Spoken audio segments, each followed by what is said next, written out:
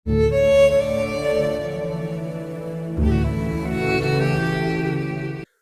hi November ni som paruksang ni som ni pathum ninga ni ania in zawai in chibai levek ule Myanmar sipai te anin pe vaphai champhai district atanga kilometer som pathum vela Myanmar ram chung tui buala Myanmar sipai kem chu mipui sipai CNDF 10 nimin ni som panga thla som pakachang ni som ni pathuma an lak ta ka wangin kema Myanmar sipai som ni pakua te chu Voin Khan Mizoram Police kuta anin pe CCN champhai atanga beng varna thu don danin mipui sipai te hian nimin jing khan tui buala Myanmar sipai kem hi an beya darkar li vel anin be nuwa Myanmar sipai le mipui sipai te hi in bia in anin rem siam nuwa CNDF te hian kem hi an la zui in rem nan siam angin Myanmar sipai som ni pakua te hian India kuta in peturin vaphai an pana ni zana sai khum phai thleng tura ngai an ni lain kong an bawa wangin an lo thleng theilo voin tlaidar ni le minute som panga vel khan Myanmar sipai te hian sai khum phai hian thlenga silai mu le bom thanem tak nen Mizoram Police kuta anin pe Myanmar sipai te hi Mizoram Police vaphai VC le vaphai branch OMA ten an lo dong songa Assam Rifles kuta an hlan chong le ani CNDF Vice President pakhatin CCN a khil danin November ni som panga zanlai dar som pahni atangin tuibual kem hian kap tana darkar li vel anin ka nuwa Myanmar sipai hin peturin an thiat tira Myanmar sipai lam hian in pek ain tlan chiata India kuta in pek an dila an kem hi chua sanin India kuta in peturin Mizoram lam panin an tlan cheta ani hein beina hian Myanmar sipai pahni an thia mipui sipai lama thi anom lowa liam te nau tuar mi pathum anom ani mipui sipai te hian tuibual kem hi halin Myanmar sipai te nan ral thuam tlan chet san thanem tak an man tun tum hi mipui sipai lamin chinste ta Myanmar sipai kem pali an lu chuana ani tuna Israel lam chanchin lo ngai thlave thungang voin hi ni som paruk November ani tu voina latest news khan soilo kanga tuna che khan dar kha khat polatin lova Jerusalem pigwa omlea pigwa ti chu terrorist attack Jerusalem han kalna englo omna hi puk omhimo puk pani lian pui an chunga kan kalna hemi puk ma cha han sapai ho outpost omhi maksom omhimo khata khan motor ho an lo check kha zoite ten motor ho jongja ten anon kal kha hemi te jinga khan musalman terrorist po anon kalani ome motor chung akhan mi pathuman thue an soidan tu anla chenglon masa an soidan chon mi pathuman thua chon police te checkpoint khan thlen don che khan police te bul che khan thlen khan an run jong sokin an silain mi kha du khan kap top mai ne ome tuna chon straight na nung ber chu mi pangan liama mi panga te jing chon pani chu serious te onan liama masa an pathumin terrorist pathum cha ami parokani tonti mi parokan liama terrorist te pathum chu an kap lum vek tonti alom ome chu mo pa mi paruk te jing achon pani chu serious te onan liaman ti ni chu chon an motor chunga khan silai dang po an mu bela chem te po an mu bela ni chu chon nimina khan wang doi thlak takin kan sapai pani an thile ta chu athi te pani chu officer bokania naw panglu tukani pakhat chu aming chu asaf master anti chu ma chu kum somni pani ania kibuts bahan anti kibuts atang ron kalania apani inazok chu captain ania ma po kfir ichhak franco anti ama po kum somni pani bok ama chu Jerusalem atang ani chu nimina an pani ni an thileta ama kati chu ni li ni to tu ni li enzo mi ti an ni tinin officer pani athiani engem je khashi the to lo ni chu makkatil tu kani enge pathiani min ko mu tum chu om nge nga pakhat pani lo pathum pani lo pali pani lo ni tinin ni emi pani athi jela ni amak lu tu athi po chu officer ho an jela ni mo enge anti kashilo rabilian ho voi khat jot chi takani hai chu amak lu tu kani chu zo in nimina bok hey tang kho le tuna bulldozer lian pui ho hi anin chot lai nge anin thok lai nge kashilova terrorist ho in rocket in an ka pan tia chon a driver pani na sa deu nan liam an ti he ka she khan ka mu thei to lo wani asan ka fa pa po he tiang hu akhala ama englo ama sabol bera kalania kan phone na nimin akan message ka thana min chang tamme lo wani o ka a phone chu kal nge ya ni ma se ama ina ron chang lo wani chu engti ngai to nge ti poi ka she thei to lo wa chon ka shen pa pakhat man lai police officer le pakhat ne na kan phone na kawan kalil ru ha mange ka fa pa an battalion khai ten rocket in an ka pa hetiang po rocket in teng te pon ti che ti ka she ti ya engting nge ka she tang ka fa pa a boilo adam lo ti engting ka she tang ting ka zo ta aman engting min chan a she dan tur all some ber chmo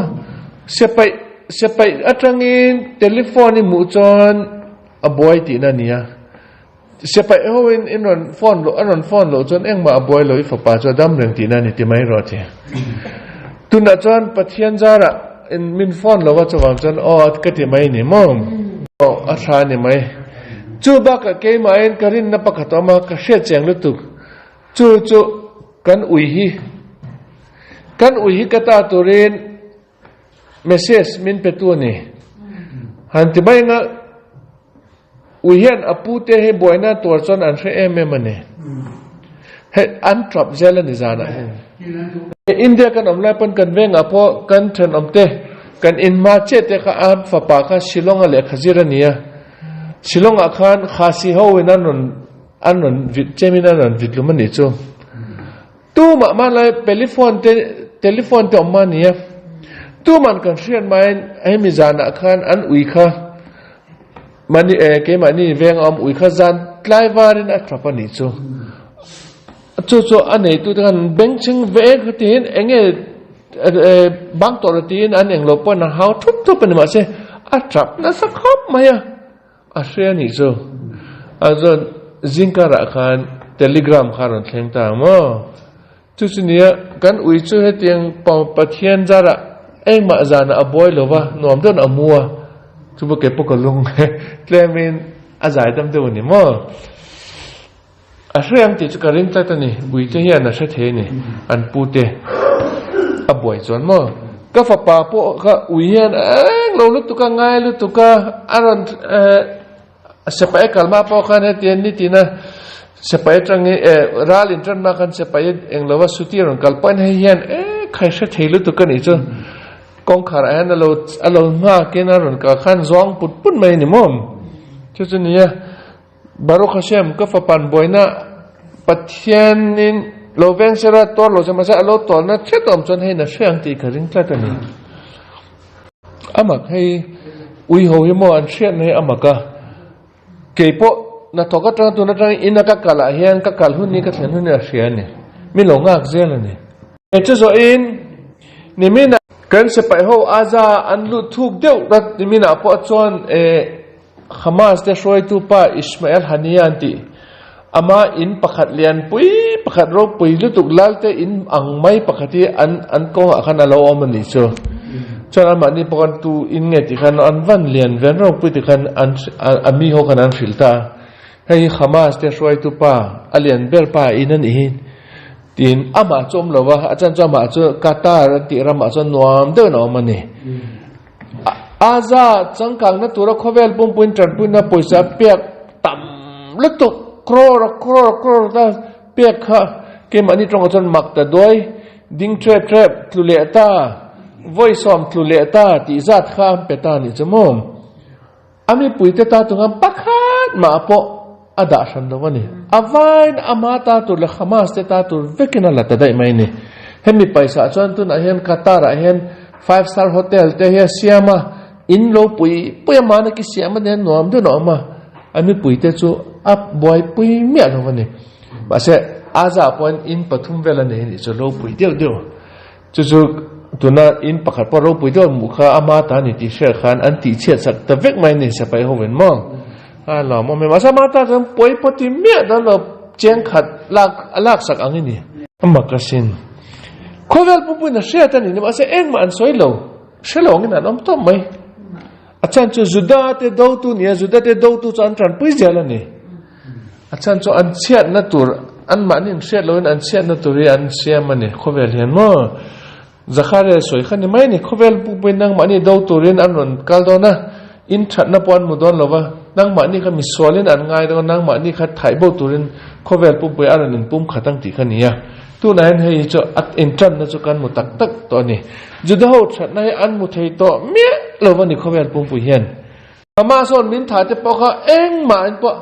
atilo a om lo angin an om mai ni maknu tu kan ni ma sei pathian plan ni ti share da nga ya bible lekha juda te rabi te lekha bu thuk teng te hey kabalan ti te lekha bang tinge ziak lal masaya lal mashiach alo kaldon hun achon khovel pum pu hi annal lu tuk don ani ti ni abikin juda hota toren annal tuk don nu nau pai afaron chok dona apumatang na ti somo nau ve na ang chon anna dona ne ti ni anna tu je heten atti ngai na amlu khopan na dona ne ti hei kan mutan ta ni cho tak takin ksoi meng anna ni tu na po ni ti na kan chapai te kan mi te te thi den kan fa te po kan tu te po engeron ti ang ti she thilo am nang chon nuam thilo ni mo an investigation joite ten an kal to chu news thinim thak lu tu pakhat tu nan aron cho kan ni hey october ni sari niya khama so anon luta selraman luta mi an tha khamo khata khan se pai ho kempo pathum vel kha an la vek mai ni ani le ki manin khata khan se pai ho khonge an ma eng tinge an lo dang zo lo ti te kha zot na khamin zo kan nei mo tu na hian pakhat chuan ron cheng chu se pai te kem pakhat lian pui pakhata khan eng tinge an mani zo an tha vek thei ti chon a se pai ha an mani khan he tinge aron omang ti khan ring lo wa chu ba ka sentry dinga selai keng le sentry dinga mi pali vel cho an oma adang zong se pai ho zong kha silai pakhat ma pon an keng lo an silai chu go down na da alu tania maksan kan ti every tonga da alu te chu so thadwa kalania a so kol tu nge an shelo wani an hong thilo wani heni keni anga tala te te voi khat lung lian pu kan voma kan la chemai tu chin ni lo wani mo chu an la kan tuma an hong thei to lo wani tu nge cha bi kol tu an shelo wani chu bang chon an mani khati ngai na shelo win silai om lo win an om top ani chu bang chon an thi ve kan ni chu ralman po tam deu an na lan man an surrender top mai ni mo ni mina hey khamason mi an thana te zong video an manin an oma heten an koran da video camera GoPro an ti ho hi an da an mi tha te kha video an la ve kani chu khat yang ho kha Israel se pai ho na nan do na an tha ho te taksa tang video camera kha an la chwakin kha khan en ani chu arab thak lu tu ka chu khovel pom pui mu tur khan Israel government hen ase mi na ran ho mu turin an phal lawa chan cho arab thak lu tu kan ni angai nam lo ni chu bang chon ram chi than thana he an congress te parliament building a hen minister ho le mp ho en turin tu na hen an englo an social ani chu ni min apo england a an parliament member ho mp ho en turin an tia khai an en ho khan dam lo tu bai mole mi shingan ni lowan ti top an mani pon he ju mi shing la mi thing in tha da na ni lowan ti top mai ni mom mi pui hian cha a om lo he sel siam chopan isel government dot soina ni ta bangam heteng video po om lo tin mi pui hi an la tang ani thu dik an mu to du me lo wani tuna news ani min ron chong chong nge ti chon Qatar government hen Hamas te ne na heten an soi ni chong ral in do hi ceasefire hafsaka amlo chon Gaza khopui Israel government ati chevek donani chobang chong heten tiang ati ral mana in throi chok te zanhi le somli pang thumvel nia somnga chotir turin dula somnga chotir tu khanang mani po phalula ke mani Israel government kan in bek puinga chon an mani po Israel jail atang an nang mani in sian ho terrorist ho za somnga an cho zalen an pek tu le ninga hafsaka ceasefire amna turin karon dir saka cheti in Qatar ho win Hamas ho an zo ta Hamas ho pon an du an yome tha in bek the chuan in beula soiro an manin kan mi te terrorist member ho zel tang ho za somngan chotira ninga in kap lova ceasefire an du chuan ke mani pon mi somnga kan ron chotir rangan tia an soitani mase Israel government ala chang lovanti du tu nge du lo tu nge achan chu che chu enga tinge chu Hamas in hetenga anon du na chan ti chuan an mani potlemin an din mun hilmo ang het to lovani chu a che to lu tuka an office command te po englo office computer ho te zongjong po an mani se pai ho outpost te po checkpoint te po vain ke mani se pai na ala vek to ni chu an kho po lian pui kha an la le ta ni mo chu wang chuan an din mun nge to lovin delaying tactics ani chu rồi te tian ma te chu kan emik in la chon kan din mun siam that lo siam that zel kha an tumani chu ma chu Israel in Hamas ho phakar ne chu secheng em to ni kum som thum fel anin do pui to ni ya a she em ani an ma ni tactic ho hi new saron chong ralman ho nu pakhat naw pai lai naw nei to a fa peng to ti khamo tun a han an secheng to a kan mi juda mi ani lova Thailand me chiani hete Israel man na thokaron kal apasal ne ron kalania apasal chuan athite jing akhana tel to ni chu an pui kha an man kha naw pai lai khatun an naw ne ani chu khoi tha khop mai chu min zo ta engati nge juda ni lo ram pon mi ho engati nge an man ho kha an choti lo an ma ni chu Israel ten Hamas ten do na an ma tia an soya achan na chu mo achan na chu eng ma dang ni lo he ni Hamas ho ye nam dang te an man te an la choti lo enge chan ti chon an ram te tu na te kinen America ho po ma Thailand ho po ma Philippines ho po ma ni an ma ni khan an rama government khan Israel an nor tu khan du ani in kap ban tur mo ke ma ni mi om khong ai takin an chon turin re lo te nge ke selo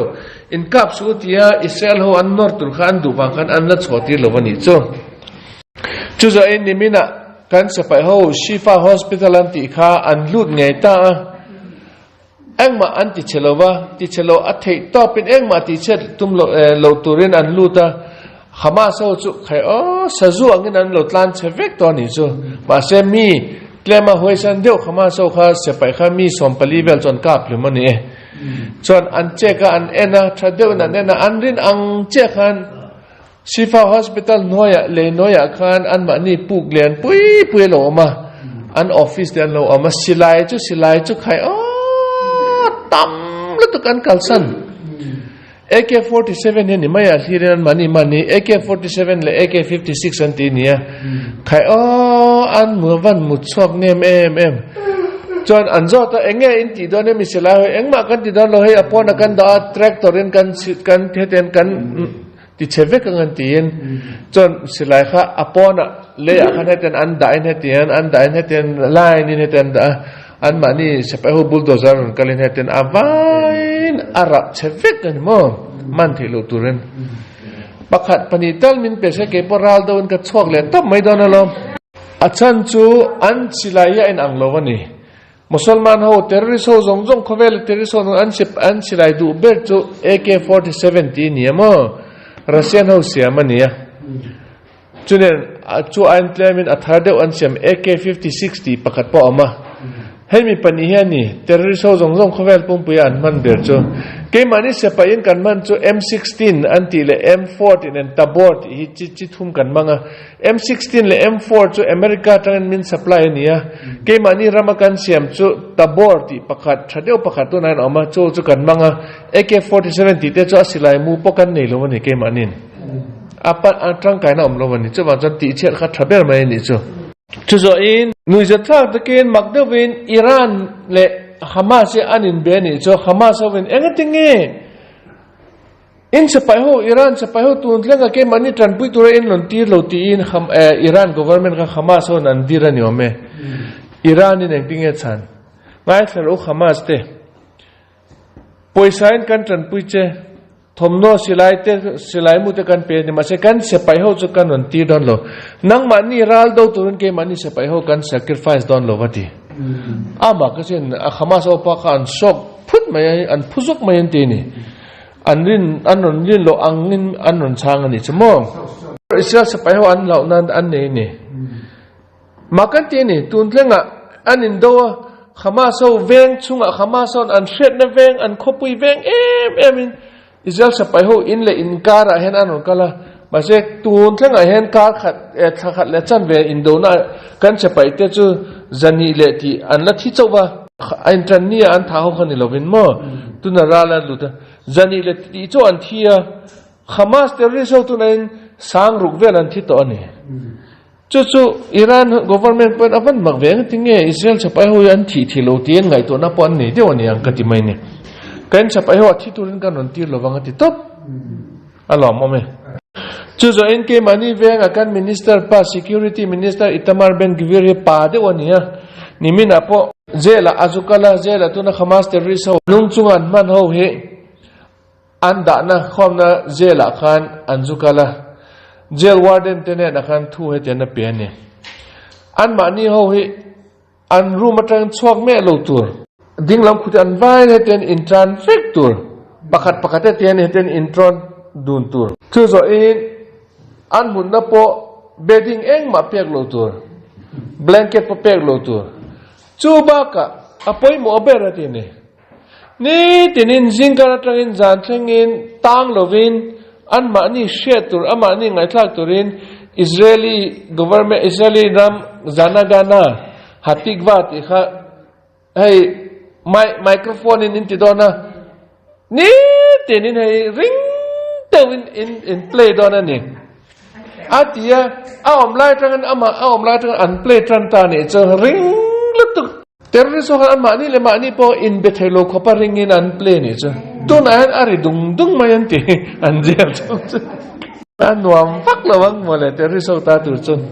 chu zo e tu na hian Hamas terrorist ho an man ho kha thadon an check in engen mu chok an korte an ki korte pocket a hian damdoi var hi tamde omani chu an ko vekani chu an lo keng vekani eng damdoi nge tin an en khan englova laboratory a drugs chi khatalo ni ne aming chu kap tagon an ti mo eng drugs nge ti chon hete kan e chon rui ti te om lova ni ma se hoisen na eng ma tri na om to lo lau tur om to lo chu baka kan ete kan liam po en silai mun min fu point na po kan thelo ni kaka an e vekani hemi simkhat torani sabani lo lu tho jong jang kan chowa chan an hoisen the lu tu kani poi ti na me nei me lo venan lu ta ni mo chowa chan police onen in do po khan khai in thu rupan tu ma ten an kap top to mai ni police onen achan chan ril ru khan lau na am to me lo ni mo chubaka India ram claim news chona Uttarakhand anti khwa hian government yan englo kong thar siaman tuma puk an laya puk anga lein hoi akan kong siaman tum kha an lei kha anghet lo vak lo wa